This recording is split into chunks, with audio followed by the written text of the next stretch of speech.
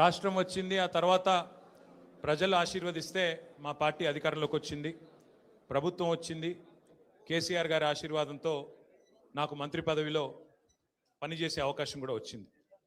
10 ఏళ్ళు కేసీఆర్ గారి నాయకత్వంలో అనుక్షణం తెలంగాణ రాష్ట్రం కోసం, తెలంగాణ రాష్ట్ర అభివృద్ధి కోసం వివిధ హోదాల్లో పరిశ్రమల శాఖ మంత్రిగా, టెక్నాలజీ రంగానికి మంత్రిగా, అట్లాగే మున్సిపల్ వ్యవహారాల మంత్రిగా అనుక్షణం ప్రజల కోసం పనిచేశాం తప్ప, రాష్ట్రం కోసం పనిచేశాం తప్ప ఎన్నడూ కూడా తప్పుడు పనులు పొరపాటును కూడా చేయలేదు.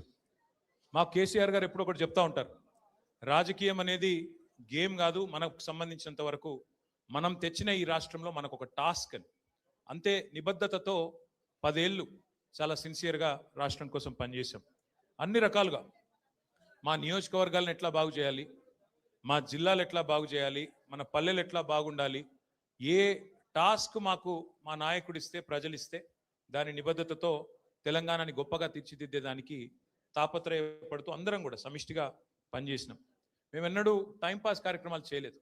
ప్రత్యర్థుల కుటుంబాలను రాజకీయాల్లోకి లాగి, ప్రత్యర్థుల పిల్లల మీద బురద జల్లి, ప్రతిపక్షాల మీద కేసులు పెట్టి, ప్రతిపక్షాలను మరి కావాలని హరాస్మెంట్ చేసి ఆ టైప్లో టైంపాస్ పని చేయలేదు.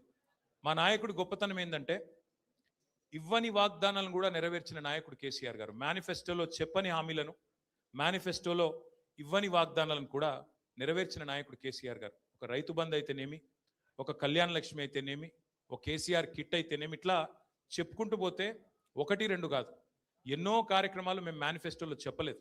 కానీ చెప్పకపోయినా ప్రజాహితం కోసం మరి 10 ఏళ్ల పాటు మేము పనిచేసాం. ఇవాళ బాధ అనిపిస్తున్నది, ఎంక్వైరీలతో కాదు, ఎంక్వైరీలకు భయపడేటోడు ఎవడు లేడు, బాధపడేటోడు ఎవడు లేడు. కానీ ఇవాళ ఇంత కష్టపడి మరి కేసీఆర్ గారి నాయకత్వంలో ప్రజలు సాధించుకున్న ఈ రాష్ట్రంలోని పరిపాలన పిచ్చోడి చేతిలో రాయిలాగా మారిపోయింది. పరిపాలన మీద దృష్టి లేదు, పరిపాలన చేత కాదు, ప్రజలకిచ్చిన హామీలు నెరవేర్చే సత్తా లేదు.